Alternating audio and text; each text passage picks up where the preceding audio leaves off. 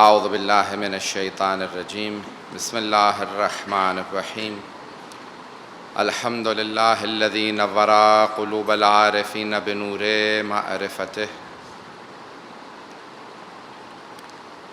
واثبت فؤاد انبیائہ واولیائہ بقصص الانبیاء والمرسلین وأكمل إيمان المسلمين والمؤمنين بولاية علي أمير المؤمنين عليه السلام.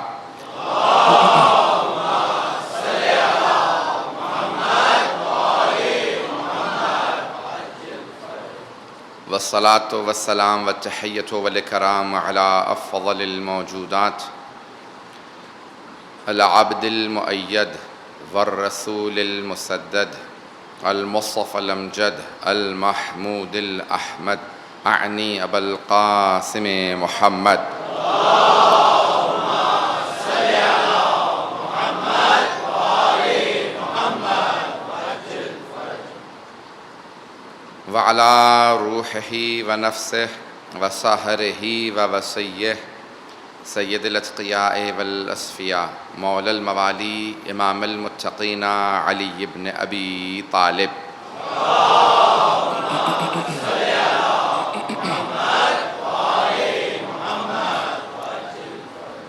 وعلی اوصیائه لا سیما بقیة اللہ فی الارضین روحی و ارواح العالمین لتراب مقدمہ الفدا واللعنة الدائمة على أعدائهم أجمعين من الآن إلى قيام يوم الدين. أما بعد فقد قال علي بن أبي طالب عليه الصلاة والسلام اللهم صل على محمد وآل محمد الحمد لله الذي لا تدركه الشواهد ولا تحويه المشاهد صدق مولانا علی بن ابی طالب. صلوات.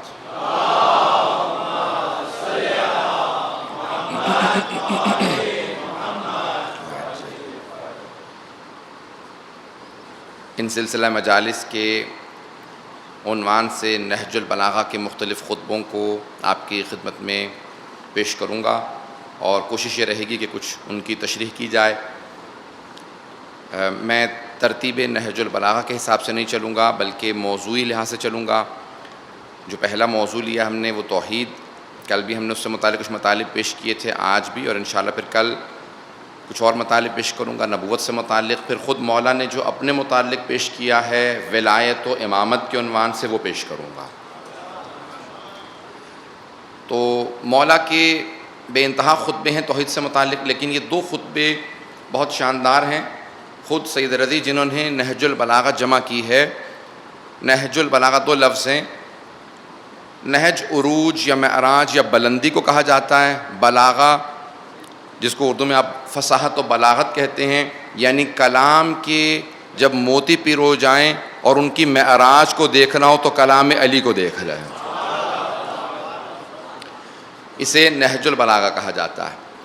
عزیزان گرامی، بے انتہا ترجمے کیے جا چکے ہیں نہج البلاغہ کی اور بے انتہا تشریحات لکھی جا چکی ہیں. خطبہ نمبر 183 جس کے میں نے پہلے دو جملوں کو انتخاب کیا ہے، اور خطبہ نمبر 184 سید رضی فرماتے ہیں کہ توحید پہ اتنا جامع خطبہ اس خطبے کے علاوہ اور کوئی نہیں ہے.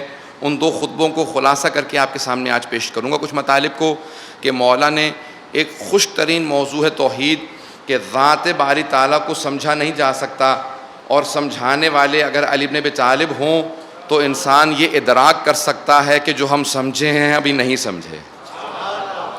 عزیزان گرامی، خطبہ نمبر 183 میں مولا فرماتے ہیں الحمدللہ الذی لا تدرکہ الشواہد. جتنے بھی محسوسات ہوں، مشاہدے کے قابل ہوں، جو آنکھوں میں آئے، سننے میں آئے، چکھنے میں آئے، سونگھنے میں آئے، محسوس کرنے میں آئے، اسے مشاہدہ کہا جاتا ہے، شہود کہا جاتا ہے. مولا فرما رہے ہیں تعریف اس خدا کی، حمد و ستائش اس اللہ کی کہ جو ان حواس خمسہ سے خارج ہے. نہ اسے آنکھیں دیکھ سکتی ہیں، نہ ہاتھ محسوس کر سکتے ہیں، نہ کان سن سکتے ہیں، نہ ناک سونگھ سکتی ہے، نہ زبان چکھ سکتی ہے. جو ان جتنے بھی شواہد ہیں، حواس خمسہ ہیں، 5 سینسز ہیں، اور انسان کی سینسز جسے کہا جاتا ہے، جو ان سے خارج ہو اسے اللہ کہا جاتا ہے۔ مولا فرما رہے ہیں آج کی سائنس کہتی ہے جو لیبارٹری میں نہ آ سکے، جس کو تجربہ نہ جس پہ کیا جا سکے، وہ موجود نہیں ہے۔ مولا فرما رہے ہیں جہاں سے تمہارا تجربہ ختم ہو جائے وہاں سے اس کی ذات شروع ہوتی ہے، کہ وہ خدا اتنا بالاتر ہے کہ تمہاری عقل، فہم و فراست میں نہیں آ سکتا۔ ولا تحویہ المشاہد کا، اور کوئی جگہ اسے لے نہیں سکتی، کسی جگہ میں اتنی صلاحیت نہیں ہے۔ مولا فرماتے ہیں جس نے جگہوں کو بنایا ہے وہ جگہ میں کیسے آ سکتا ہے، کیونکہ وہ اس وقت تھا جب جگہ نہیں تھی۔ جگہ بعد میں بنی ہے، وہ پہلے سے تھا۔ کہا کبھی بھی اللہ کو کیفیتوں سے، جگہوں سے، حرکت و سکون سے مت پہچاننا، کیونکہ وہ سب چیزیں اس کی مخلوقات ہیں، وہ ان سے بالاتر ہے۔ اب بہت سے لوگ پریشان ہو گئے، میں تھوڑا سی اس کی تشریح کروں گا۔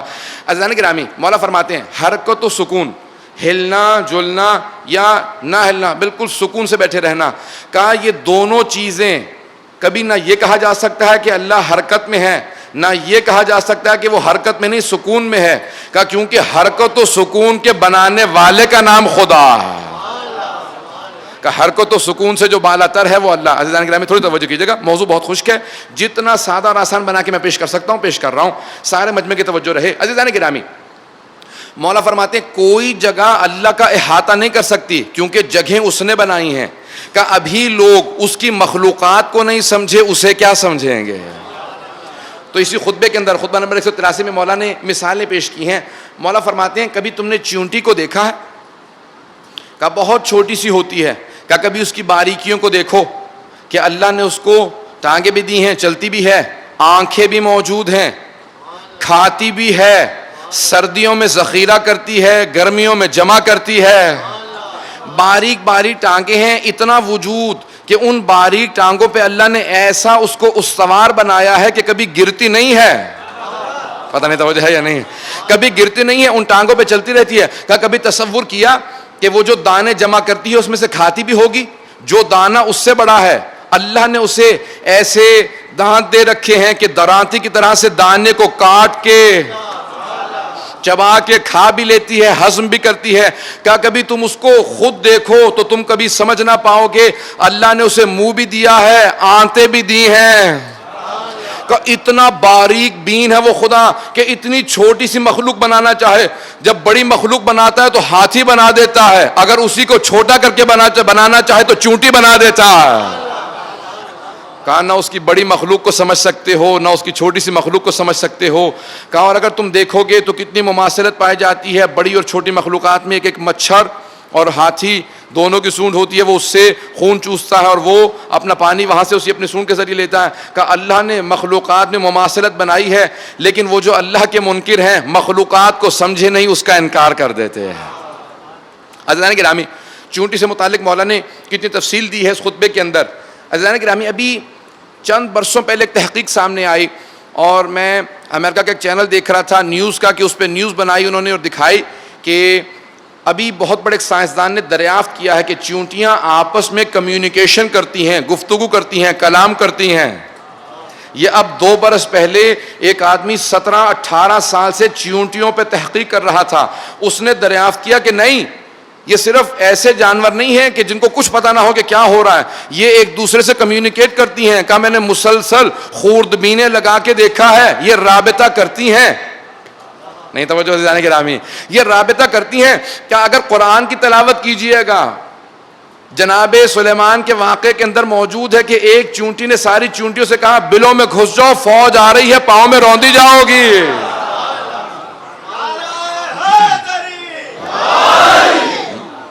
کہا کہ انسان ابھی تک ادراک نہیں رکھتا، فہم و فراست نہیں رکھتا۔ جو سائنس کے مسائل آج حل ہو رہے ہیں عزیزان گرامی، ان بہت سے مسائل کو اگر ان کے پاس قرآن ہوتا اور اہل بیت کی احادیث ہوتی، محمد و آل محمد کے فرامین ہوتے، تو عزیزان گرامی یہ ہم سے زیادہ اور زیادہ ترقی کرتے، کیونکہ ان کے پاس وہ قرآن، وہ نہج البلاغہ، وہی صحیفہ سجادیہ نہیں ہے جس کی وجہ سے یہ آج تک دم بخود ہیں کہ ہماری کتابوں میں وہ تمام مسائل اس زمانے میں بتائے گئے ہیں۔ عزیزان گرامی، مولا چونٹی کی مثال دیتے ہیں، اس کے بعد پھر کہتے ہیں اور اگر تم دیکھو ایک چھوٹی سی ٹڈی ہوتی ہے، مولا فرماتے ہیں اگر اس کو دیکھو تو عجیب و غریب مخلوق ہے، درانتی کی طرح سے اس کے دانت چلتے ہیں، سارے کے سارے زراعت کرنے والے اپنی فصلوں کو ان سے بچانا چاہتے ہیں، لیکن اگر ایک مرتبہ حملہ آور ہو جائے تو کہا کتنی فصلوں کو اجاڑ دیتی ہے، کہا اتنی چھوٹی سی مخلوق ہے، کہا اللہ کی چھوٹی چھوٹی مخلوقات کو سمجھنے سے قاصر ہو، ذرا غور تو کرو وہ کتنا لطیف و خبیر ہے۔ آئیے ذرا عزیزان گرامی تھوڑی سی بات کو آگے بڑھاؤں گا۔ مولانا نے ایک اور خطبے کی طرف اشارہ کیا اور کہا کہ تم نے کبھی غور کیا روح کیسی ہوتی ہے، کتنی لطیف ہوتی ہے؟ لطیف کہتے ہیں وہ چیزیں کہ جو ہاتھ میں نہ آتی ہوں، نظر نہ آتی ہوں، انسان صرف محسوس کر سکتا ہے، اسے لطیف کہا جاتا ہے۔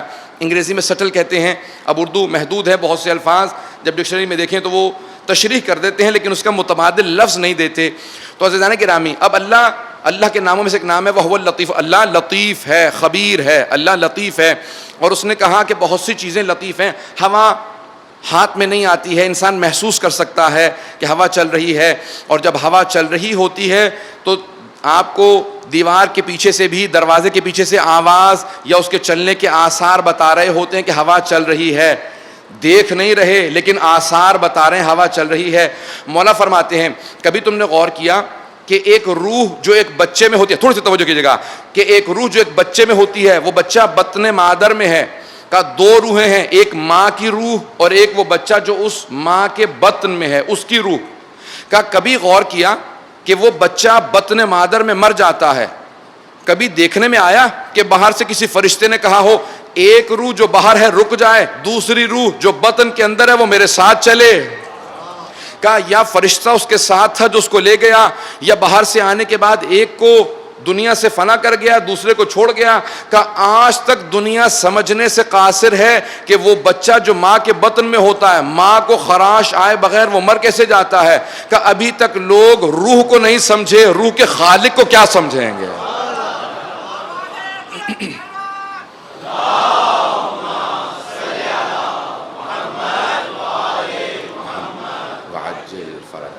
عزیزان گرامی، ما وحدہ من کیفہ، خطبہ نمبر 184 میں مولا فرماتے ہیں عجیب و غریب الفاظ ہیں، جتنا سوچتے چلے جائیں گے اتنی ہی گہرائی نظر آتی چلی جائے گی۔ مولا فرماتے ہیں وہ توحید کا قائل نہیں ہے جو اللہ کی کیفیتیں بیان کر رہا ہے۔ کیفیت یعنی کیسا ہے، کہاں ہے، کس جگہ پہ ہے، کہاں، یہ تمام کی تمام کیفیات کہلاتی ہیں۔ کہ اگر اللہ کیفیت رکھتا ہوتا تو پھر وہ جسم ہوتا، نہ وہ جسم ہے، نہ مادہ ہے، نہ شیپ ہے، نہ اس کا کوئی کسی طریقے سے عرض ہے، نہ دیکھنے میں جوہر ہے۔ اب یہ ساری فلسفے کی بحثیں ہیں، میں ان کو چند الفاظ میں کہوں۔ کہا اگر تم کسی جگہ پہ محسوس کرو خدا ہے تو سمجھ لو تمہارے دماغ کی ایجاد ہے، کیونکہ وہ جگہ پہ نہیں ہے، جگہ اس نے بنائی ہے۔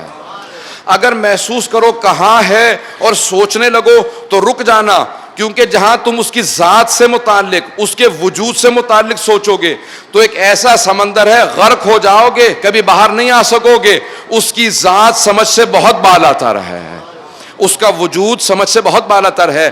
کہ جو تمہارے ذہنوں نے سمجھا ہے وہ تمہارے ذہن کی ایجاد ہے، جو ذہن میں سمجھ میں آ جائے وہ خدا نہیں ہے، کیونکہ جو سمجھ میں آیا سمجھ میں محدود ہے اور خدا لامحدود ہے۔ پتہ نہیں سمجھا پا رہا ہوں یا نہیں؟ عزیزان گرامی توجہ ہے مجھ میں کہ میرے ساتھ؟ تو اب یہ کتنی باریکیاں ہیں جو امیر المؤمنین پیش کر رہے ہیں۔ کہا جو تمہارے ذہن میں آیا ہے وہ تمہارے ذہن کی ایجاد ہے، ذہن میں محدود ہے، جو محدود ہو وہ خدا نہیں ہو سکتا کیونکہ خدا لامحدود ہے۔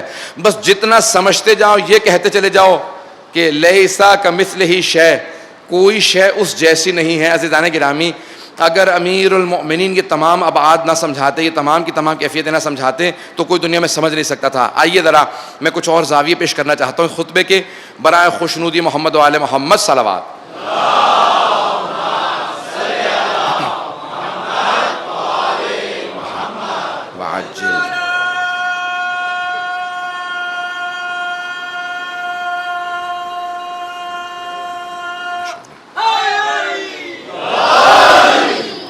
عزیزان گرامی ہم جن اہل بیت کے ماننے والے ہیں انہوں نے فرمایا ہے کہ اگر خدا کو سمجھنا ہے تو کسی اور سے کچھ نہ لینا کیونکہ کوئی جانتا نہیں. عزیزان گرامی, جب سقراط کا جملہ, سقراط ایک بہت بڑا یونان کا فلسفی گزرا ہے, سقراط, ارسطو, افلاطون, یہ استاد شاگرد اور پھر شاگرد کا شاگرد کہ بہت بڑے بڑے نام ہیں فلسفے کی دنیا کے اندر, جو 2000 سال پہلے جناب عیسیٰ گزرے, ان سے بھی 500-600 سال پہلے گزرے ہیں یہ لوگ, 2500 سال پہلے. سقراط کا ایک بڑا مشہور و معروف جملہ ہے, وہ خدا کا منکر نہیں تھا. بہت سے لوگ یہ سمجھتے ہیں کہ جو فلسفہ مانتا ہے وہ خدا کا منکر ہو جاتا ہے. نہیں, فلسفیوں نے سب نے انکار نہیں کیا. بہت سے فلسفے جن کے دماغ خراب ہو گئے اور وہ سمجھ نہیں پاتے ہیں, انہوں نے وہ منکر خدا ہو گئے.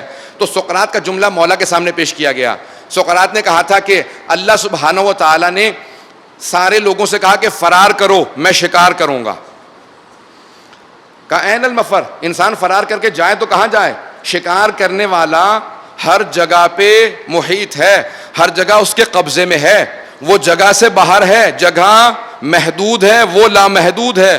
وہ کہتا ہے فرار کرو میں شکار کروں گا. تو این المفر, فرار کی جگہ چھوڑی ہی کہاں اس نے؟ یہ سقراط کا جملہ, وہ کہتا ہے فرار کی جگہ چھوڑی ہی کہاں اس نے, ہر چیز پہ اس کا احاطہ ہے. تو وہ کہتا ہے فرار کرو میں شکار کروں گا. فرار کر کے جائیں کہاں؟ تو بہت بڑا ایک فلسفے کا مسئلہ تھا جو لوگ حل نہیں کر پا رہے تھے. ایک مرتبہ مولا کے سامنے ایک آدمی نے آ کے سوال کیا, کہ یا علی, اگر اللہ انسان کی کمنگاہ میں ہو, انسان کے اوپر احاطہ کیے ہو اور کہے فرار کرو میں شکار کروں گا, تو این المفر, فرار کی جگہ کہاں ہے؟ مولا نے کہا ان کان کذا, اگر ایسا ہو, اولاً تو ایسا ہے نہیں, اللہ شکار کے لیے نہیں نکلا, وہ ارحم الراحمین ہے. میں کیسے پیش کر پاؤں اس کو؟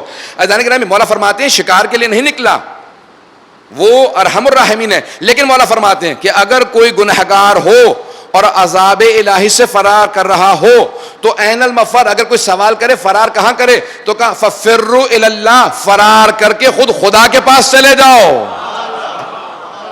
بہت سے لوگ پہنچ گئے. تھوڑی سی تشریح کروں گا نوجوانوں کے لیے خاص طور سے. مولا فرماتے ہیں فرار کر کے خدا ہی کے پاس چلے جاؤ. عزیزان گرامی, اگر آپ کسی جانور کے شکار کے لیے, مثال کے طور پہ ہرن کے شکار کے لیے جائیں, آپ شکار کرنے کے لیے اس کے پیچھے بھاگتے رہیں, کوشش کرتے رہیں, اچانک وہ ہرن سب جگہ کو چھوڑ کے آپ ہی کے پاس خود آ جائے, تو پھر آپ اسے شکار نہیں کریں گے. آپ کہیں گے اس نے مجھ سے پناہ لے لی ہے, کیونکہ اس نے مجھ سے پناہ لے لی ہے, اب میں اس کا شکار نہیں کروں گا, میں اسے پناہ دوں گا, اب یہ میری پناہ میں آ چکا ہے. مولا فرماتے ہیں کہ اگر یہ محسوس کرو کہ تمہارے گناہ بہت بڑھ گئے ہیں, تمہیں اللہ سے فرار کی ضرورت ہے, تو پھر فرار کر کے اللہ ہی کے پاس پناہ لے لو. مولا فرماتے ہیں اسی کے پاس پناہ لے لو, کیونکہ اس سے بڑا کوئی پناہ دینے والا نہیں ہے. کہ فرار کر کے اللہ کے پاس جاؤ کہ پروردگارہ فرار کر سے تجھ سے تیرے ہی پاس پناہ لینے کے لیے آیا ہوں. کہ اس سے بڑا کوئی پناہ دینے والا نہیں ہے. عزیزان گرامی, یہ وہی سمجھا سکتا تھا جس نے توحید کو سمجھا. عزیزان گرامی, جب مولا نے دیکھا نا کہ خانہ کعبہ کے غلاف کو پکڑ کے ایک آدمی بار بار رو رو کے کہہ رہا ہے پروردگارہ میرا گناہ بہت بڑا ہے, تو مجھے معاف نہیں کر سکتا, تو مولا نے کہا تیری ماں تیرے غم میں بیٹھے. کہا یا علی, آپ مجھے بد دعا دے رہے ہیں کہ میں مر جاؤں, میں تو توبہ کر رہا ہوں. کہا کہ نہیں, تو توحید کا انکار کر رہا ہے. کہا یا علی انکار کیسے, میں تو خدا سے مخاطب ہوں کہ پروردگارہ میرے گناہ اتنے بڑے ہیں کہ تو معاف نہیں کر سکتا. کہا کہ تو نے توحید کا انکار کر دیا, تو نے قرآن نہیں پڑھا. قرآن کہتا ہے کہ اللہ کی رحمت ہر چیز سے بالا تر ہے, ورحمتی وسعت کل شیء, اللہ کی رحمت ہر چیز پہ وسعت رکھتی ہے. اور تو کہہ رہا ہے کہ پروردگارہ تو میرا گناہ معاف نہیں کر سکتا, یعنی تو یہ کہہ رہا ہے کہ تیرا گناہ اللہ کی رحمت سے زیادہ بڑا ہے. تو یہ کہ پروردگارہ میرے گناہ بہت بڑے ہیں لیکن تیری رحمت میرے گناہوں سے زیادہ بڑی ہے. عزیزان گرامی, اگر رحمت کو سمجھایا ہے, عظمت الہی کو سمجھایا ہے, تو امیر المؤمنین نے سمجھایا کہ مولا نے اس انداز سے. عزیزان گرامی, آئیے ذرا دیکھیں اس خطبے کے اندر کتنے فراز پائے جاتے ہیں کہ مولا نے کن کن زاویوں سے انسان کو اللہ کی عبودیت کے لیے دعوت دی ہے. کہ دیکھو, کبھی بھی اس کا انکار نہ کرنا. اللہ کا انکار بہت بڑا ظلم ہے. جس طرح جناب لقمان نے اپنے بیٹے سے کہا یا بنیا لا تشرک باللہ ان الشرک لظلم عظیم, اے میرے لخت جگر کبھی شرک نہ کرنا. شرک اللہ کے اوپر ظلم ہے, اس کی ذات پہ ظلم ہے, اس کا شریک قرار دینا. مولا فرماتے ہیں نہ اس کا کوئی بیٹا ہے, قرآن کے اندر سورہ اخلاص موجود ہے, لیکن مولا کہتے ہیں نہ اس کی کوئی اولاد ہے, نہ ماں باپ ہے, نہ بیوی ہے. کہا اللہ کسی جہت میں نہیں ہے, کسی ڈائریکشن میں نہیں ہے. تھوڑی سی توجہ کیجیے گا, اللہ کسی ڈائریکشن میں نہیں ہے. کہا کیونکہ ڈائریکشن اور جہت انسان کو محدود کرتی ہے، جو اس جہت میں ہو وہ اس جہت میں نہیں ہے. کہا جو ہر جگہ ہو وہ کسی جہت میں نہیں ہوتا. کہا وہ نگاہوں میں نہیں آ سکتا، نظر میں نہیں آ سکتا، کیونکہ جو نظر میں آتا ہے وہ جہت میں ہوتا ہے، جو جہت میں ہوتا ہے وہ جہت میں محدود ہوتا ہے. اللہ لا محدود ہے. کن کن زاویوں سے مولا نے توحید کو سمجھایا عزیزان گرامی، کن کن پہلوؤں سے توحید کو سمجھایا. مولا فرماتے ہیں کسی بھی جہت کے اندر کبھی اللہ کو نہیں پاؤ گے، اللہ ہر طرف ہے، کسی جہت میں محدود نہیں ہے. کہا کسی چیز کے اندر نہیں اور کسی چیز سے جدا نہیں. کہا جدا وہ ہوتا ہے جو وہاں نہ ہو اور اندر وہ ہوتا ہے جو باہر نہ ہو. کہا هو الاول والآخر والظاہر والباطن. میں تھوڑی سی تشریح کروں گا اس کی، تھوڑی سی توجہ رکھیے گا. هو الاول والآخر والظاہر والباطن، سورہ حدید کی آیات ہے نا، ذرا مولا سے سمجھیں ان کے مفہوم کیا ہے. مولا فرماتے ہیں اگر کوئی اول ہو تو آخر نہیں ہو سکتا، کوئی آخر ہو تو اول نہیں ہو سکتا، جو ظاہر ہے وہ باطن نہیں ہو سکتا، جو باطن ہو وہ ظاہر نہیں ہو سکتا. اگر آپ کہیں نا کہ فلاں شخص فلاں مومن سب سے پہلے مجلس میں آیا اور وہی کہیں کہ سب سے آخر میں بھی یہی آئے، تو آپ کو لوگ کہیں گے کہ بھئی یہ ان کا ذہن کام نہیں کر رہا. اگر سب سے پہلے آئے تو آخر میں نہیں آ سکتے، اور اگر سب سے آخر میں آئے تو سب سے پہلے نہیں آ سکتے.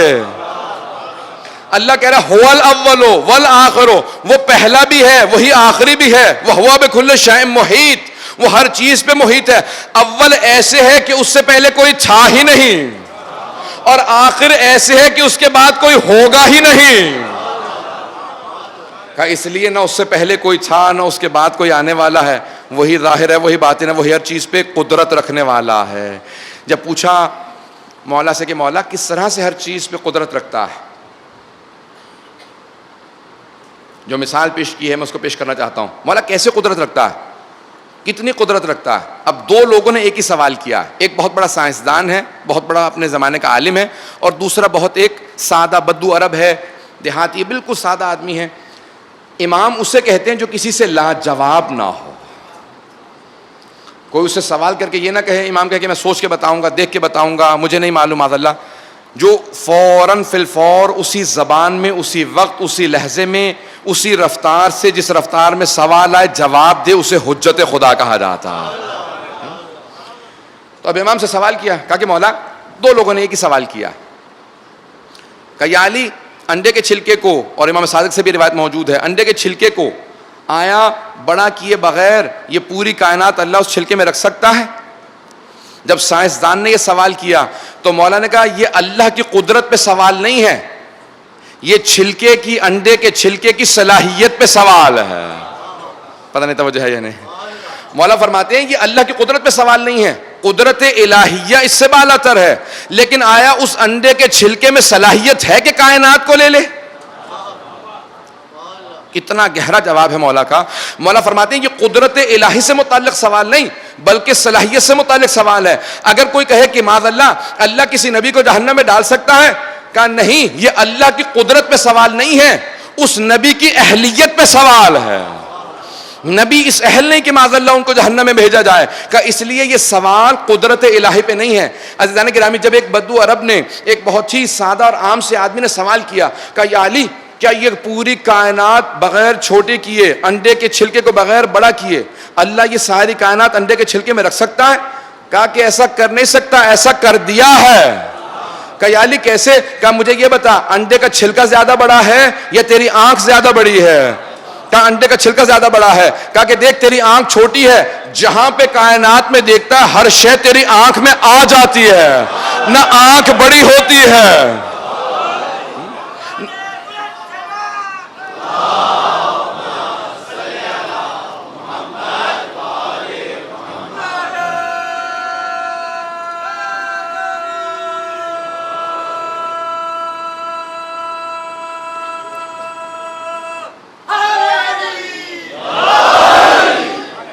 غور فرمائے زیدان گرامی. مولا فرماتے ہیں نہ اللہ نے کائنات کو چھوٹا کیا نہ تیری آنکھ کو بڑا کیا، یہ ساری کائنات آنکھ میں موجود ہے. کہ پھر بھی بتا کیا خدا کا منکر رہے گا؟ عزیزان گرامی کن کن زاویوں سے مولا نے توحید کو سمجھایا، کن کن پہلوؤں سے توحید کو سمجھایا. کہا کہ کبھی خبردار منکر خدا نہ ہونا. ایک ملحد زندیق مولا کی بارگاہ میں آیا، کہ یا علی کیا فائدہ اتنی عبادت کا، 1000 رکعت نماز کا، مسلسل روزے رکھنے کا، ہمیشہ فاقے کرتے رہنے کا، اتنی دولت کما کے سارے باغات کو آپ فقراء مساکین میں تقسیم کر دیتے ہیں، ہمیشہ پرانا سادہ لباس پہنے رکھتے ہیں اور جوتیاں آپ کی بالکل ٹوٹی ہوئی ہیں، اتنی سختیاں برداشت کرنے کا کیا فائدہ؟ نہ آخرت ہے نہ خدا۔ مولا نے کہا ایک لحظے کے لیے اگر میں تجھے صحیح مان لوں تو مرنے کے بعد تیرا اور میرا حال کیا ہوگا؟ کہ ہم دونوں برابر ہیں، کیونکہ کوئی خدا نہیں کوئی آخرت نہیں۔ مولا نے کہا اچھا اب ذرا ایک لحظے کے لیے یہ مان لے کہ تو غلط ہے اور میں صحیح ہوں۔ پتہ نہیں بات پہنچا پایا ہوں یا نہیں۔ مولا نے کہا اب دیکھ ایک لحظے کے لیے اگر تو صحیح ہوتا تو مرنے کے بعد ہم دونوں برابر ہیں، کیونکہ کچھ ہے ہی نہیں، میں نے اتنی زحمتیں کی، تو نے اتنے گناہ کیے، مرنے کے بعد دونوں برابر کیونکہ خدا نہیں ہے آخرت نہیں ہے۔ لیکن اگر میں صحیح ہوا اور تو غلط ہوا، اب ذرا ایک لحظے کو سوچ مرنے کے بعد ہم دونوں کا کیا ہوگا؟ کہ یا علی مجھ پہ عذاب ہوگا، آپ قسیم الجنت والنار ہوں گے، دوزخ کو جنت کا تقسیم کرنے والے آپ ہوں گے۔ مولا نے کہا کیا فیصلہ کیا؟ کہ یا علی مجھے اس دین پہ لے جائیں جس کے آپ پیشوا۔ عزیزان گرامی کون کہتا ہے کہ دین تلوار امیر المؤمنین سے پھیلا؟ دین علم امیر المؤمنین سے پھیلا، دین دانش و فضل امیر المؤمنین سے پھیلا، حکمت و دانائی سے پھیلا۔ عزیزان گرامی امیر المؤمنین نے دنیا کو توحید سمجھائی۔ جب ایک جنگ ختم ہوئی، جناب ختم مرتبت نے اپنے سارے صحابہ سے کہا کہ جتنے بھی جنگی قیدی ہیں نا ان سب کو بٹھا کے اسلام سکھاؤ۔ تو سب نے سکھانا شروع کیا۔ کسی ایک نے سمجھانے کی کوشش کی، غصے میں آ گئے، کہا کہ میں تمہیں قتل کر دوں گا اگر تم نے توحید کو نہ مانا۔ پیغمبر اسلام نے کہا اس کو روک دو، ابھی رک جاؤ، ابھی اسے قتل مت کرنا۔ کہا یا رسول خدا بہت دیر سے سمجھا رہا ہوں، ماننے کے لیے تیار نہیں۔ کہا رک جاؤ۔ کہا یا علی اب آپ کی باری ہے۔ پتہ نہیں توجہ ہے یا نہیں؟ رسول خدا نے کہا یا علی اب آپ کی باری ہے، اسے جا کے دین سکھائیے۔ اب وہ ایک مرتبہ گھبرانے لگا، کانپنے لگا کہ میدان جنگ میں علی تمام کفار و مشرکین کی آنکھوں کا خار تھے، سب خوف کھاتے تھے، صرف مولا نگاہوں سے دیکھتے تھے تو ان کا پتا پانی ہو جاتا تھا۔ کہ ابھی تک تو دوسرے افراد آئے تھے، اب تو شیر خدا آ گئے ہیں، کہ یہ تو سنیں گے ہی نہیں، یہ تو تلوار سے سر اتار دیں گے۔ جیسے میرے مولا آئے تو کہا اس کے ہاتھوں کو کھول دو۔ جیسے اس کے ہاتھوں کو کھولا، مولا نے کہا اس کے ہونٹ خشک محسوس ہوتے ہیں، ذرا پانی پلا دو۔ اسے پانی پلایا۔ مولا زمین پہ دو زانو ہو کے زمین پہ بیٹھ گئے، اس کے سامنے بیٹھے۔ مولا نے سر جھکا کے کہا ذرا سن، میں تجھے سمجھانا چاہتا ہوں خدا کی ذات کیسی ذات ہے۔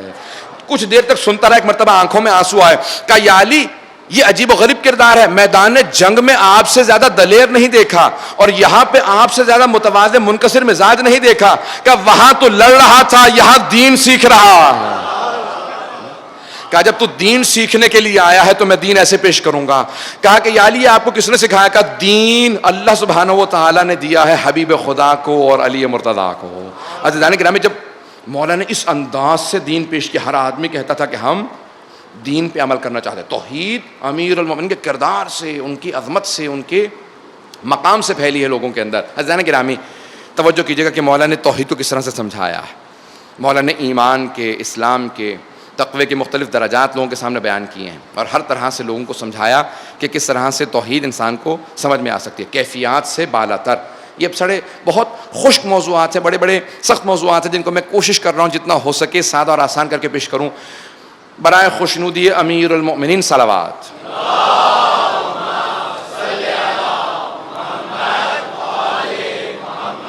وعجل فرج۔ عزیزان گرامی امیر المؤمنین نے نہج البلاغہ ہی صرف دیکھ لیجئے تو توحید پہ اتنے خطبے دیے اور ان خطبوں کے اندر اللہ سبحانہ و تعالیٰ کی اس طرح سے ثنا کو پیش کیا، حمد بجا لائے ہیں کہ اور کوئی اس طرح سے حمد باری تعالیٰ کر ہی نہیں سکتا، کیونکہ کسی کو اس طرح توحید سمجھ میں ہی نہیں آ سکتی جیسی جناب ختم مرتبت کو۔ اب یہاں پہ ایک جملے کہہ کے آگے بڑھوں گا، مولا کے اس خطبے کو پیش کروں گا۔ مولا فرماتے ہیں کہ جنت کے اندر کبھی بھی انسان کو بوریت، شرمندگی، پشیمانی نہیں ہوگی، بلکہ ہمیشہ مسرور رہے گا، کیونکہ وہاں پہ مادی لذات سے زیادہ علمی لذت موجود ہوگی، اور وہاں سکھانے والے مدینۃ العلم اور باب مدینۃ العلم ہوں گے۔ عزیزان گرامی جب ہم جیسے ادنا سے خادم اہل بیت آپ کے سامنے مطالب پیش کرتے ہیں تو لوگ اتنے مسرور ہوتے ہیں، اور اگر خود سے امیر المؤمنین بیان کر رہے ہو، آپ سوچئے سوچ کے کیفیت بدل جاتی ہے کہ مولا خطبہ دے رہے ہوں، سمجھا رہے ہوں۔ مولا فرماتے ہیں جنت کی سب سے بڑی لذت یہ ہے کہ وہاں پہ معنوی اور علمی انسان کی جو ضروریات ہیں ان کو پورا کیا جا رہا ہوگا. اور توحید کو کوئی کبھی بھی سمجھ نہیں سکتا. ہمیشہ بیان کرتے رہیں گے محمد والے محمد, اور ہمیشہ ہم سیکھتے رہیں گے, کبھی بھی ہم پوری طرح توحید سمجھ نہیں پائیں گے. عزیزان گرامی, کیونکہ اللہ سبحانہ و تعالیٰ کل یوم ہوا فی شان, اس کی ذات, اس کی کنہ معرفت کسی کو حاصل نہیں ہو سکتی. کوئی بھی انسان ہم جیسا حقیر, کوئی بھی اس کو پوری طرح سمجھ نہیں سکتا. آئیے ذرا میں یہ ساری تمہید باندھنے کے بعد چند جملوں کو پیش کرنا چاہتا ہوں کہ مولا جنگ میں جا رہے ہیں, ظاہراً صفین کی جنگ شروع ہونے والی ہے, اور ایک آدمی کھڑا ہوا, اس نے سوال کیا, یا علی واحد کے کیا معنی ہے؟ یہ واحد, اس کا مفہوم کیسے, کیا معنی ہے؟ تو ایک مرتبہ امیر المومنین کی طرف سے آپ کے ایک چاہنے والے کھڑے ہوئے, کیا کہ سائل, سوال کرنے والے, جنگ کے موقع پہ تجھے کیسا سوال سوجھا؟ ابھی جنگ شروع ہونے والی ہے, تو سوال لے کے آ گیا. مولا نے کہا کہ مالک ذرا رک جاؤ, اگر ان لوگوں کو واحد سمجھ میں آ گیا ہوتا, اگر ان تمام لوگوں کو جو مجھ سے جنگ کرنے آئے ہیں واحد سمجھ میں آ گیا ہوتا, واحد کا مطلب ہے ایک, اگر ایک سمجھ میں آ گیا ہوتا تو ان میں سے کوئی بھی میرے سے جنگ کرنے کے لیے نہ آتا. انہیں واحد سمجھ میں نہیں آیا, اس لیے جنگ کے لیے آئے ہیں. عزیزان گرامی, یعنی مولا فرما رہے ہیں کہ واحد اللہ کی ذات ہے اور میں ولی اللہ ہوں. اگر کسی نے اللہ کو سمجھا ہوتا تو کبھی ولی اللہ سے جنگ کرنے نہ آتا. اب آئیے ذرا میں پیش کرتا ہوں جو مولا نے مفہوم پیش کیا ہے.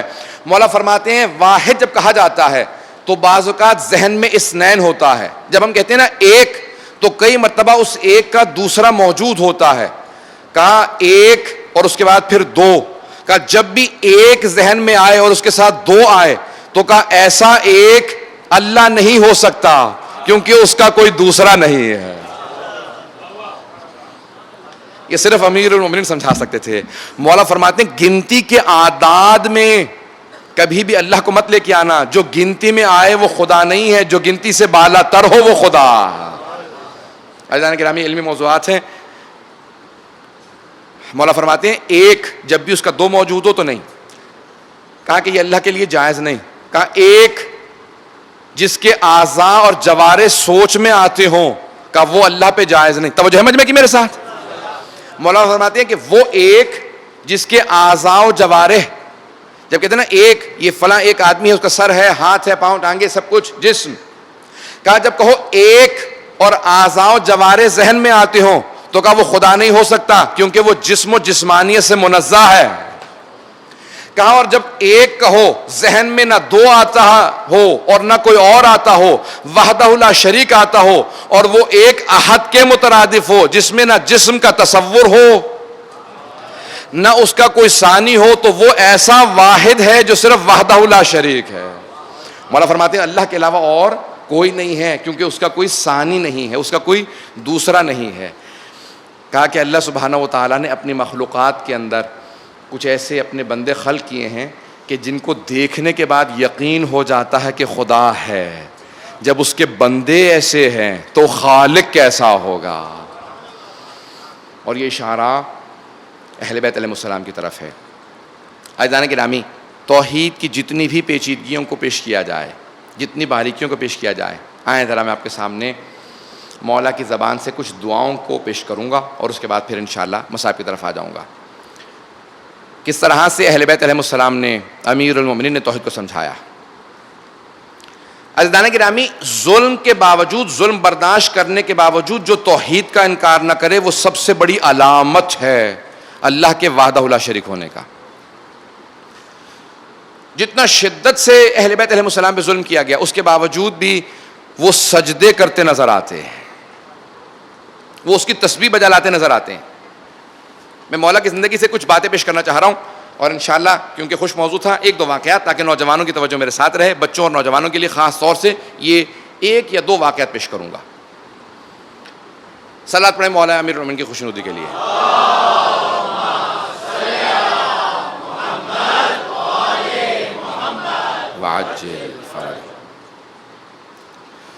عزیزان گرامی, یہ واقعہ صرف اس لیے پیش کر رہا ہوں تاکہ, بلکہ کچھ فضائل کے کچھ ایسے نکات پیش کر رہا ہوں تاکہ توحید کا وہ زاویہ میں سمجھا سکوں جو آخر میں پیش کرنا چاہتا ہوں. کہ اللہ کی ذات پہ جب پوچھا گیا مولا امیر المومنین سے کہ یا علی آپ نے اللہ کو کیسے پہچانا، رسول خدا کے ذریعے یا خود سے؟ تو آپ نے یہ نہیں کہا کہ میں نے رسول خدا کے ذریعے پہچانا یا خود پہچانا، آپ نے فرمایا میں نے رسول خدا کو اللہ کے ذریعے پہچانا۔ کہا جو مخلوقات کے ذریعے تو خدا تک پہنچتے ہیں، جیسے عام لوگ پہنچتے ہیں، جیسے ہم سب پہنچتے ہیں، تو کہا کہ وہ افراد ہوتے ہیں کہ جن کا علم لدنی نہیں ہوتا۔ کہ جو علم لدنی رکھنے والے ہیں وہ خدا کو پہلے پہچانتے ہیں، نبوت و ولایت کو بعد میں پہچانتے ہیں۔ کہا کہ ہم وہ ہیں کہ جو خدا کو خدا سے پہچانتے ہیں۔ یا من دل علی ذاتہ بذاتہ، جناب سید الشہداء کی دعا کا جملہ کہ وہ خدا جس نے اپنی ذات پہ وہ خود اپنی ذات پہ دلیل ہے۔ اب تک مجمع کی توجہ ہے میرے ساتھ؟ آئیے چند جملے فضائل کے پیش کروں گا تاکہ جو خشک موضوع میں نے شروع کیا ہے تاکہ یہ نوجوان میرے ساتھ رہ سکیں۔ عزیزان گرامی، آپ نے سن رکھا ہے فضائل اہل بیت کے اندر کہ اہل بیت علیہ السلام نے سورج کو پلٹایا، چاند کے 2 ٹکڑے کیے، ستارہ ان کی چوکھٹ پہ اترا۔ یہ سب فضائل سن رکھے ہیں عزیزان گرامی۔ یہ وہ فضائل ہے جن کا انکار نہیں کیا جا سکتا، قرآن میں موجود ہے، احادیث مستند کے اندر موجود ہیں۔ یہ وہ فضائل اہل بیت ہیں جن کا ان کے دشمنوں نے بھی اقرار کیا ہے۔ سب مجمع کی توجہ ہو، میں صرف اشارہ کر کے آگے بڑھ رہا ہوں۔ عزیزان گرامی، اہل بیت وہ جنہوں نے سورج کو پلٹا دیا، چاند کے 2 ٹکڑے کیے، ستارہ ان کی چوکھٹ پہ آیا، سنگریزوں نے ہاتھوں میں تسبیح پڑھی، جب پتھر بھی ہاتھوں پہ اٹھائے تو ان پتھروں نے سبحان اللہ اور اللہ اکبر کہا۔ عزیزان گرامی، تمام معجزات دکھا کے ہمیشہ اہل بیت نے، علی مرتضیٰ نے فوراً سجدہ کیا اور کہا سبحان ربی الاعلی و بحمدہ۔ کسی موقع پہ سر اٹھا کے یہ نہیں کہا کہ یہ ہم نے کیا ہے، فوراً سجدہ کیا، کہا تاکہ کوئی بھی منکر خدا یہ نہ کہے کہ یہ خدا ہے، کہ ہم ثابت کر رہے ہیں کہ ہم خدا کو منوانے آئے ہیں۔ کہ اتنے معجزات دکھا کہ ہم خدا کو فوراً سجدہ کر کے یہ بتاتے ہیں کہ خدا ہے۔ عزیزان گرامی، کتنے ایسے تھے کہ جنہوں نے خدائی کے دعوے کیے۔ امیر المومنین اس لیے 1000 رکعت پڑھتے تھے تاکہ کبھی کوئی یہ نہ کہے کہ یہ توحید منوانے نہیں آئے تھے، یہ اپنے آپ کو منوانے آئے تھے۔ پتہ نہیں میں بات کو واضح کر سکا ہوں یا نہیں۔ اتنے مقامات امیر المومنین کے لیے کہ رسول خدا نے فرمایا کہ یا علی، میں آپ کے وہ فضائل پیش کرتا کہ میری امت کے لوگ آپ کے قدموں کی مٹی اٹھا کے آنکھوں پہ لگاتے اور چومتے، اور میں وہ فضائل پیش کرتا اگر مجھے ڈر نہ ہوتا کہ بہت سے لوگ آپ کو خدا ماننے لگیں گے۔ عزیزان گرامی، ابھی تو فضائل ہم تک پہنچے ہی نہیں ہیں، پہنچے ہی نہیں ہیں، ہم جانتے ہی نہیں ہیں۔ عزیزان گرامی، اب امیر المؤمنین اتنے فضائل پیش کرنے کے بعد صرف ذات باری تعالیٰ کو سب سے سامنے رکھتے ہیں اور کہتے ہیں کہ خدا کے منکر نہ ہونا۔ آئیں ذرا میں 2 واقعات پیش کرنا چاہتا ہوں اور اس کے بعد پھر میں مصائب کی طرف آؤں گا۔ ایک واقعہ کہ خود امیر المومنین کا جب بھی میں پڑھتا ہوں کہ میری عجیب و غریب کیفیت ہو جاتی ہے کہ مولا کس طرح سے لوگوں کی اصلاح کرتے ہیں۔ عزیزان گرامی، کبھی بھی امام معصوم کے کہے ہوئے پہ ذہن میں شک نہ آنے دیں۔ مولا کا ایک فرمان ہے کہ اس آدمی کو میرا سلام ہے کہ جو لوگوں کے سامنے وہ چیزیں پیش نہ کرے جس کا وہ انکار کر دیں۔ ہمارے وہ فضائل یا وہ احادیث کہ جو لوگوں کے فہم و فراست سے بالا تر ہوں، جو لوگ سمجھ نہ سکیں، اس کا انکار کر دیں، وہ ان کے سامنے نہ پیش کرے۔ جیسا انسان مقام دیکھتا ہے ویسا ہی اس کے حساب سے مطالب پیش کرنے چاہیے۔ عزیزان گرامی، ایک پہلی کلاس کے بچے کے سامنے کبھی ایسا ہوتا ہے کہ میٹرک کا جو سلیبس ہے وہ استاد پڑھانے لگے، یا میٹرک کے بچے کو کبھی ایم اے کی تعلیم دینے لگے، کیونکہ جانتا ہے کہ انسان جتنی صلاحیت رکھتا ہے ویسے ہی مطالب پیش کرنے ہیں۔ مولا نے جیسا رتبہ دیکھا مطالب پیش کیے، اور مولا نے ساتھ میں ایک جملہ کہہ دیا کہ جتنے لوگ میرے ان خطبوں کو سنیں گے پڑھیں گے، جس کا جتنا درجہ ہوگا وہ اتنا ہی اس حساب سے مفہوم لیتا چلا جائے گا۔ اللہ اکبر۔ میں جتنا اس بات پہ سوچتا ہوں، عزیزان گرامی، اب سے 20 سال پہلے یا 25 برس پہلے جب سے پہلی مرتبہ میں نے نہج البلاغہ کو پڑھنا شروع کیا، اور آج تک جب بھی خطبوں کو دوبارہ دہراتا ہوں تو انہی خطبوں میں نئے مطالب نظر آتے ہیں کہ 25 برس سے مسلسل انسان سوچتا چلا جاتا ہے، اور ابھی بھی کوئی یقین سے یہ نہیں کہہ سکتا کہ میں نے اس خطبے کو ویسا سمجھا ہے جیسا مولا نے سمجھانا چاہا ہے۔ کہ توحید جیسی اہل بیت علیہ السلام نے پیش کی، معرفت جیسی اہل بیت علیہ السلام نے پیش کی.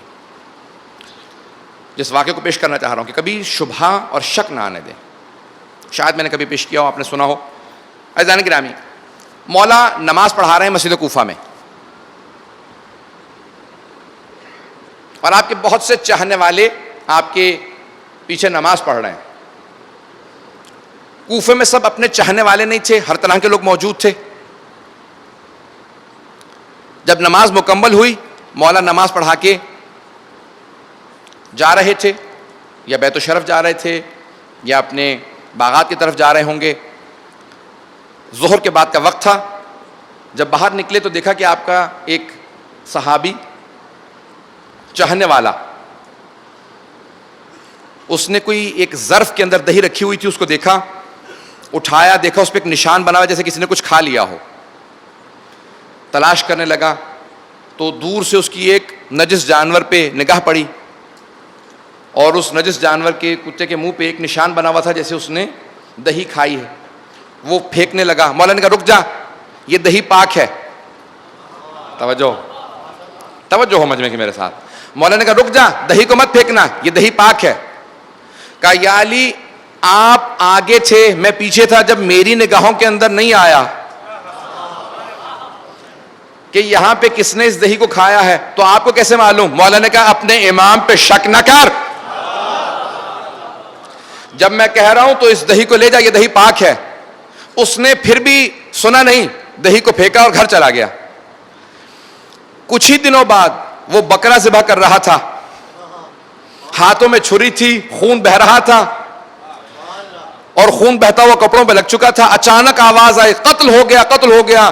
دوڑتا ہوا گیا کہ کیا ہوا؟ ہاتھوں میں چھری تھی، خون بہ رہا تھا. پتہ نہیں توجہ ہے یا نہیں. مجمع نے دیکھا، کہا کہ قاتل تم ہی ہو. اب گھبرا کے اس نے کہا کہ اگر میں انکار کروں گا تو مجھے جان سے مار دیں گے. کہا ہاں میں ہی قاتل ہوں. سب نے پکڑا، کہا کہ چلو اس کو امیر المومنین کی بارگاہ میں لے چلو. جیسے ہی پہنچا میرے مولا نے مسکرا کے دیکھا، کہا کہ میرے فیصلے پہ شک کرنے کا نتیجہ دیکھا. جب میں نے فیصلہ کر دیا تھا شک نہ کرتا. کہا مولا آپ کا اس دن کا فیصلہ آج سمجھ میں آیا. مولا نے کہا یہی میں اس دن سمجھا رہا تھا، ظاہر کچھ ہوتا ہے، باطن کچھ ہوتا ہے. غور فرمائے زیدان گرامی. مولا نے کہا اس ظاہر کو دیکھ کے کبھی فیصلہ نہیں کر لینا چاہیے، تو وہ نہیں جانتا جو میں دیکھ رہا ہوں. عزیزان گرامی، ہمارے امام علیہ السلام نے ہمیں وہ مقامات سمجھائے ہیں کہ کہا کہ کبھی توحید کا انکار نہ کرنا. جو چیزیں سمجھ میں نہ آئیں، قضاء و قدر کی وہ باریکیاں جو اس خطبے میں ہیں. خطبہ نمبر 184 گھر جا کے پڑھیے گا اگر موقع ملے، دیکھیے گا اس خطبے کو. مولا نے اس کے بعد قضاء و قدر کے کچھ فیصلے پیش کیے ہیں. قضاء و قدر ایک ایسا امر ہے کہ اللہ آیا ہر چیز تقدیر میں لکھ دیتا ہے اور ہم وہی کچھ کرتے ہیں جو تو ہماری تقدیر میں لکھ دیا گیا ہے، یا نہیں ہماری کوششوں، ہماری دعاؤں کا کچھ نتیجہ ہوتا ہے جس سے ہماری تقدیر بدلتی بھی رہتی ہے. اب یہ توحید سے متعلق بحثیں ہیں. عزیزان گرامی، یمحو اللہ ما یشاء ویثبت وعندہ ام الکتاب قرآن کی آیت ہے. مجمع سننا چاہ رہا ہے تھوڑی سی دیر اور؟ تو عزیزان گرامی، اب یہ قضاء و قدر کی چیزیں ہیں جو بہت سے آج تک مسلمانوں میں چل رہا ہے کہ ہماری تقدیر میں لکھا ہے، سب کچھ پہلے سے لکھ دیا ہے، اس لیے ہمیں کچھ نہیں کوشش کرنی چاہیے. بہت سے مسلمان کہہ دیتے ہیں یزید کو برا نہیں کہنا چاہیے، اللہ نے اس کی تقدیر میں لکھا تھا وہ قاتل حسین ہے، اس کا کیا قصور، اللہ نے تقدیر میں لکھ دیا تھا. مولا فرماتے ہیں خبردار، اپنے گناہوں کی نسبت خدا کی طرف مت دینا. وہ تمہاری تقدیر میں گناہوں کو نہیں لکھتا. کہا اس نے ارادہ بھی دیا ہے، اختیار بھی دیا ہے. تقدیر میں بہت سی چیزیں ہیں، لیکن یمحو اللہ ما یشاء ویثبت وعندہ ام الکتاب، وہ تقدیر لکھتا بھی ہے، مٹا بھی دیتا ہے. ام الکتاب اس کے پاس ہے. تمہارے کردار کی وجہ سے نیکیاں بھی کرتے ہو، برائیاں بھی کرتے ہو. یہ خدا نے تقدیر میں نہیں لکھا. علم الہی میں ہونا اور چیز ہے اور انسان کی تقدیر میں ہونا اور چیز ہے. اللہ کو معلوم ہے میں کیا کروں گا، اس نے مجھے مجبور نہیں کیا وہ کام کرنے پہ. اللہ کے علم میں ہونا اور مجبور کرنا دونوں چیزیں برابر نہیں ہیں. اب بہت سے لوگ خاموش ہیں، شاید میں بات پہنچا نہیں پایا. مثال کے طور پہ ایک استاد کلاس روم میں کہے یہ 2 بچے فیل ہو جائیں گے، یہ نہیں کہ میں انہیں لازماً فیل کروں گا. ان کا تیاری نہ کرنا، ہمیشہ تاخیر سے آنا، ہمیشہ کلاس کے اندر توجہ سے نہ سننا، آپس میں باتیں کرتے رہنا، شرارتیں کرتے رہنا، ان کے آثار بتا رہے ہیں یہ فیل ہوں گے. میں زبردستی فیل نہیں کروں گا. عزیزان گرامی، امتحان ہوتا ہے، شاید ایک بچہ ناکام ہو جائے، ایک نے تیاری کر لی اور پاس ہو جائے. اب استاد کہتا ہے کہ میں صرف آثار دیکھ کے بتا رہا تھا، یہ استاد دیکھ کے بتا رہا تھا. اللہ کہہ رہا ہے میرے علم میں کوئی حد نہیں ہے، لامحدود ہے. میں دیکھ کے بتاتا ہوں، یہ نہیں کہ میں مجبور کرتا ہوں. مجبور کرنا اور ہے، علم الہی میں ہونا اور. پتہ نہیں میں سمجھا پایا ہوں یا نہیں پایا. عزیزان گرامی، مولا فرماتے ہیں قضاء و قدر کا انکار نہ کرنا، لیکن کبھی بھی اپنی کاہلی سستی کو تقدیر الہی کا نام مت دینا. مولا ایک کچی دیوار سے ٹیک لگا کے بیٹھے ہوئے تھے کہ دیوار جھکی ہوئی تھی، گرنے لگی تو مولا اٹھے اور ایک طرف ہو گئے. تو ایک منافق گزر رہا تھا، کہ یا علی تقدیر الہی سے فرار کر رہے ہیں؟ تو مولا نے کہا نہیں، میں قضاء الہی سے قدر الہی میں پناہ لے رہا ہوں. اتنی گہری، یہ صرف اور صرف امیر المومنین فرما سکتے ہیں. یہ باریکیاں صرف علی ابن ابی طالب سمجھا سکتے ہیں. مولا نے کہا کہ یاد رکھو، جب بھی کوئی سختی دیکھو نا اپنی زندگی کے اندر، یہ نہ کہو یہ عذاب الہی ہے، ہمیشہ کہو کہ پروردگارہ اگر کسی گناہ کا اثر ہے تو اس گناہ کو معاف کر دے، اور اگر آزمائش ہے تو مجھے کامیاب کر دے. پتہ نہیں بات واضح کر پا رہا ہوں یا نہیں. اب آج بہت سے لوگوں نے تقدیر کا نام دے کے ہر چیز کے اندر کہ نہیں پاکستان کی تو تقدیر میں دہشت گردی ہے. ایسا کوئی مسئلہ نہیں ہے. دہشت گردوں کو قصوروار ٹھہرائیں، تقدیر الہی کا مسئلہ نہ بنائیں. اللہ کبھی وما ربک بظلام للعبید، ہے میرے حبیب آپ کا رب کسی پہ ظلم نہیں کرتا. اس خطبہ نمبر 184 کے اندر مولا نے توحید کو سمجھایا، قضاء و قدر کو سمجھایا، صفات الہیہ کو سمجھایا، اللہ کی مخلوقات کی اتنی مثالیں پیش کیں اور کہا کہ دیکھو وہ اللہ ان تمام مخلوقات سے بالا تر ہے. عزیزان گرامی، جب آپ اہل بیت علیہ السلام کی مثالیں دیکھتے ہیں نا، تو جناب سید الشہداء کا ایک جملہ پیش کروں، اس کے بعد پھر مصائب کی طرف آؤں گا. مولا فرماتے ہیں کہ جب اللہ کی عبادت میں آؤ تو اس طرح سے آؤ کہ اسے دیکھ رہے ہو. بہت بڑا جملہ ہے. اور جب کسی نے حضرت علی سے پوچھا کہ یا علی اتعبد ربا لم ترہ، کیا آپ ایسے رب کی عبادت کرتے ہیں جسے دیکھا نہیں ہے؟ تو مولا نے فرمایا لم اعبد ربا لم ارہ، میں نے آج تک اس خدا کی عبادت نہیں کی جسے دیکھا نہ ہو. اور وہ بہت پریشان ہوا کہ یا علی دیکھا ہے کیسا ہے؟ کہا وہ ان آنکھوں سے نظر نہیں آتا، وہ ایمان کی آنکھوں سے نظر آتا. سید الشہداء فرماتے ہیں کہ جب عبادت الہیہ بجا لاؤ تو اس طرح سے کہ خدا کو دیکھ رہے ہو. کہا مولا اگر ایسا نہ کر سکیں تو کہا کم از کم یہ تو سوچو کہ اللہ تمہیں دیکھ رہا ہے. کہا یہ تو سوچو کہ وہ تمہیں دیکھ رہا ہے. جب اس کی بارگاہ میں آؤ تو یہ سوچ کے آؤ کہ اللہ تمہیں دیکھ رہا ہے.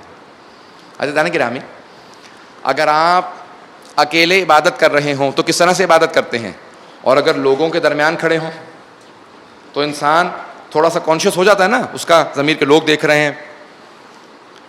عزیزان گرامی، مولا کہتے ہیں کہ خدا دیکھ رہا ہے. اس طرح سے اس کی بارگاہ میں آؤ. جب سید الشہداء کو آپ دیکھیں گے نا میدان کربلا میں، تو میدان کربلا میں ان کا بڑے سے بڑا دشمن اقرار کرے گا کہ ایسی نماز نہ دیکھی نہ سنی نہ پڑھی جیسی حسین ابن علی کی نماز. اور کیوں نہ ہو، یہ عبادت علوی کے وارث ہیں. امیر المومنین کی نماز جو دیکھتا تھا وہ رونے لگتا تھا. علی ابن ابی طالب کی نماز لوگ دیکھ کے گھبرا جاتے تھے کہ نماز کیسی نماز ہے. کہا یا علی اس طرح سے نماز پڑھتے ہیں آپ؟ کہا عظمت الہی کا احساس ہوتا ہے تو ایسی ہی نماز ہوتی ہے. عظمت الہی کا احساس. عزیزان گرامی، وقت نہیں رہا کہ میں تفصیل سے مسائل پیش کر سکوں، لیکن پوری دنیا میں رسم ہے کہ محرم کے ابتدا میں جناب سید الشہداء کی مدینے سے روانگی کے مسائل پیش کیے جاتے ہیں. آپ نے دیکھا ہے نا کہ جب کوئی گھر سے روانہ ہو رہا ہو سب سے ملتا ہے، اور اگر سفر بہت طولانی ہو، بہت لمبا ہو، کوئی حج پہ زیارات پہ جا رہا ہو، کس طرح سے ملتا ہے؟ آپ نے دیکھا کوئی بیٹا ماں سے کیسے ملتا ہے، ماں کس طرح سے بیٹوں کو ودا کرتی ہے؟ عزیزان گرامی، اور اگر ماں سیدۃ النساء العالمین ہو اور بیٹا حسین ابن علی ہو اور ماں کے روضے پہ آنا چاہتا ہو، ودا کر رہے ہیں جناب سید الشہداء، پہلے نانا کے روضے پہ آتے ہیں۔ عزیزان گرامی، سید الشہداء آئے ہیں نانا کے روضے پہ، اور قبر مطہر پہ آنے کے بعد اپنے آپ کو گرا دیتے ہیں۔ روایات کے الفاظ ہیں، اتنا گریہ کیا سید الشہداء نے کہ غش آ گیا روضہ رسول پہ۔ الوقائع والحوادث میں مرحوم ملبوبی نے لکھا، کہتے ہیں اتنا گریہ کیا اور رو رو کے ایک جملہ کہتے تھے، نانا آپ کی امت مجھے آپ کی قبر سے جدا کر رہی ہے،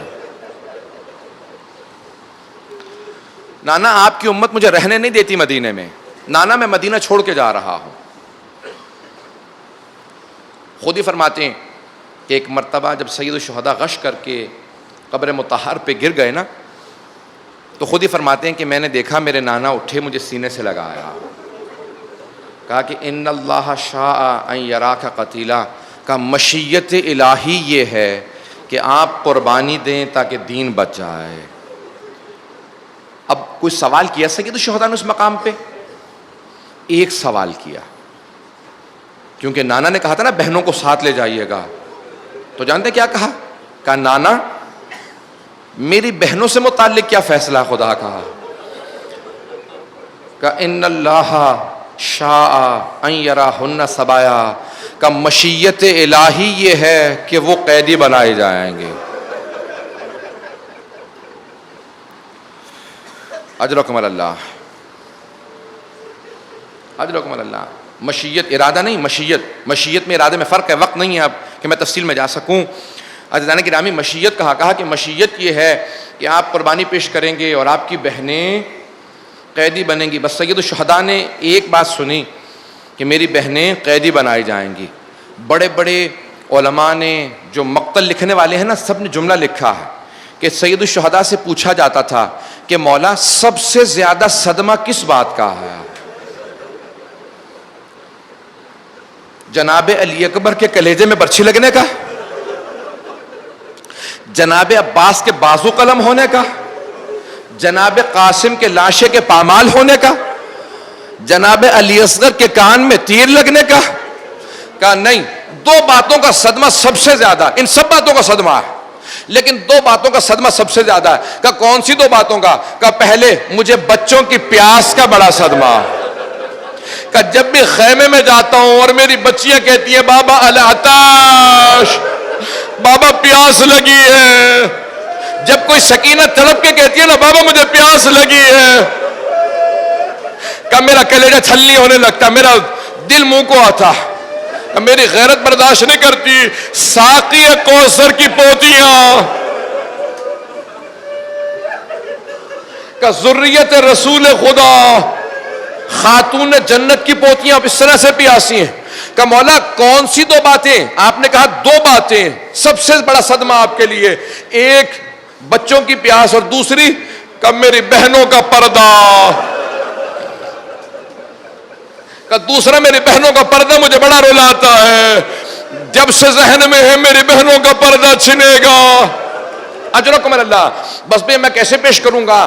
ودا کیا سارے مصائب کو چھوڑ کے۔ عبداللہ ابن سنان محاربی کوفی کہتا ہے میں اسی دن مدینے پہنچا تھا کوفے سے، کہ میں نے سنا، میرے سننے میں بات آئی کہ آج حسین ابن علی جانے مدینہ چھوڑ کے عراق جا رہے ہیں۔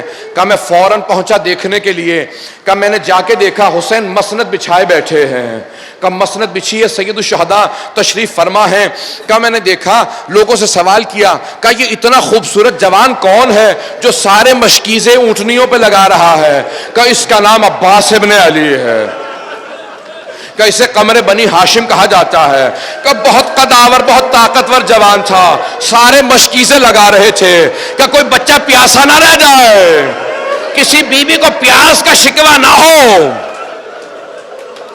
کہ میں نے دیکھا کہ عباس ابن علی پانی ناقہ پہ اونٹنیوں پہ پانی لاد رہے ہیں. کہ اتنے میں نے سوال کیا کہ یہ نوجوان جو بار بار سید الشہداء کے قریب جاتا ہے, پاس بیٹھتا ہے, کان میں کچھ کہتا ہے, دائیں طرف کھڑا رہتا ہے, یہ جوان کون ہے؟ کہ اس کا نام علی اکبر ہے.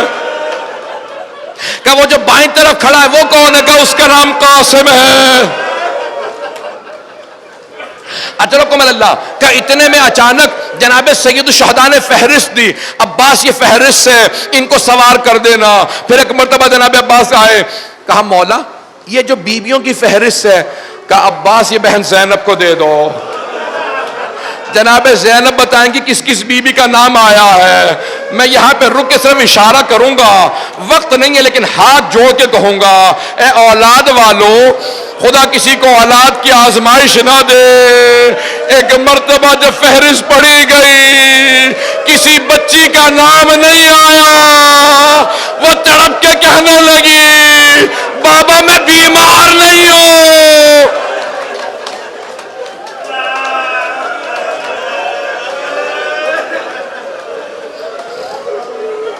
اجرکم اللہ.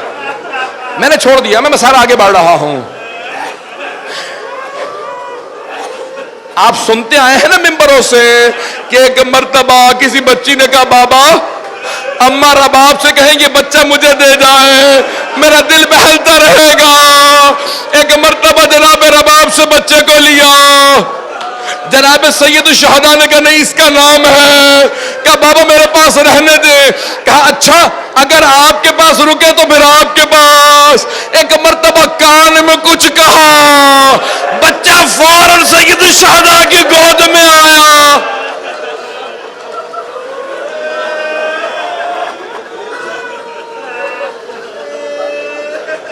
اجرکم اللہ. میں تمام کر دیتا لیکن نہیں, 2 جملوں کی زحمت دوں گا. جب تک یہ جملے پڑھے نہ جائیں سید الشہداء کی روانگی کے مسائل پورے نہیں ہوتے. عبداللہ ابن سنان محاربی کہتا ہے, کوفی کہتا ہے کہ ایک مرتبہ آواز آئی, کسی خادمہ نے, کسی کنیز نے اندر سے آواز دی, کہا کہ لیلا آ رہی ہیں. ایک مرتبہ فوراً سید الشہداء نے آواز دی کہ علی اکبر ماں کو ناقہ پہ سوار کرا دو. کہ اتنے میں کسی اور نے آواز دی, کہا حسن مجتبیٰ کی بیوہ فروا آ رہی ہے. باقی فروا کا نام آنا تھا سید الشہداء کا قاسم, ماں کو سوار کرا دو. کہ اتنے میں کسی نے آواز دی, علی کی بیٹی ام کلثوم آ رہی ہے. کہ مولا نے آواز دی, عباس آگے بڑھو, بہن کا بازو تھامو, ناقہ پہ سوار کرا دو. عبداللہ ابن سنان کہتا ہے اتنے میں کسی کنیز نے آواز دی, علی کی بیٹی زینب کبریٰ. کہ خود حسین مسند سے اٹھے, آگے بڑھے, بہن کا بازو تھاما.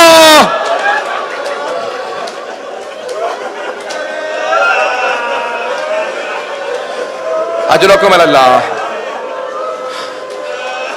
ایک مرتبہ بی بی نے آواز دی کہ بھیا نہیں مجھے معاف کرنا, آج میں آپ سے سوار نہیں ہونا چاہتی.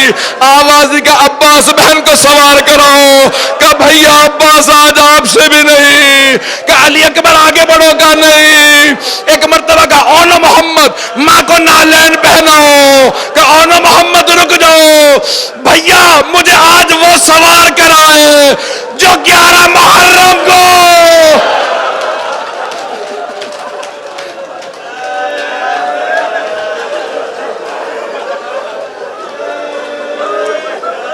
الا لعنت اللہ علی القوم الظالمین وسيعلم الذين ظلموا أي منقلب ينقلبون.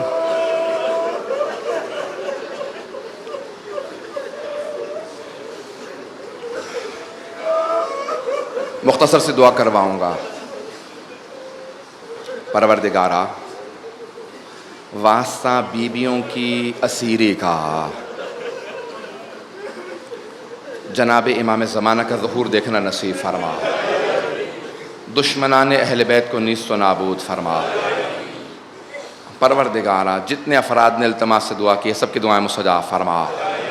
جو بے اولاد ہیں ان کو اولاد عنایت فرما, مقروضوں کے قرض ادا فرما, پریشان حالوں کی پریشانیاں دور فرما. پروردگارا نجف کی, کربلا کی, سامرہ کی, کاظمین کی, بلد کی, شام کے تمام روزوں کی حفاظت فرما. پروردگارہ جنت البقیع تعمیر ہوتا دیکھنا نصیب فرما، پروردگارہ جو ہاتھ بلند ہے کسی کو رد نہ فرما، پروردگارہ زندگی میں ہم سب کو امام حسین کی زیارت نصیب فرما، پروردگارہ آخرت میں امام حسین کی شفاعت نصیب فرما، پروردگارہ آزمائشیں بہت بڑی بڑی کربلا میں، پروردگارہ یہ جو بیویاں چھوڑ کے جا رہی تھیں نا، ان بیویوں کو جو وہاں رہ گئی تھی، ان بیویوں کا دوبارہ پلٹ کے واپس آ کے ان بیویوں سے ملنا بڑا مشکل تھا۔ جب وہ چہلم کے بعد واپس پہنچی نا، آ کے ان بیویوں کو دیکھا تو ہر بیوی چھپ رہی تھی، کوئی بتانا نہیں چاہتی تھی کہ ہم لٹ گئے ہیں، ہماری گودیں اجڑ گئی ہیں، بھائی مارے گئے ہیں، بھتیجے شہید ہو گئے۔ ہر بیوی سوچ رہی تھی کون بتائے گا انہیں۔ ایک بیوی کے ہاتھ میں 2 چھوٹے چھوٹے عصا تھے، وہ ہر بیوی کو دیکھ رہی تھی، پوچھ رہی تھی وہ جو بچہ ساتھ گیا تھا۔ پروردگارہ واسطہ اہل بیت کی عظمتوں کا تمام مومنین کی حفاظت فرما، عزاداروں کی حفاظت فرما، امام بارگاہوں کی حفاظت فرما۔ ربنا تقبل منا انك انت السميع العليم بحق محمد وآله الطيبين الطاهرين المعصومين۔